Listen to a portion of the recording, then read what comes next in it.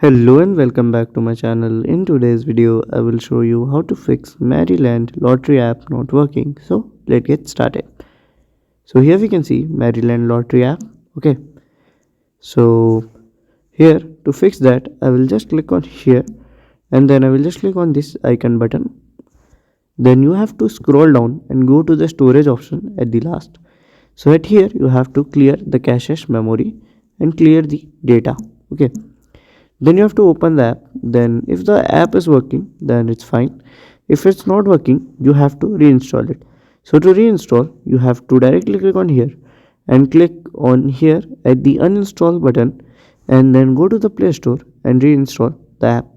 So to do that, we'll just click on here and I will just go Maryland lottery app. So here we can see Maryland lottery app. So it's like blocking here. Okay.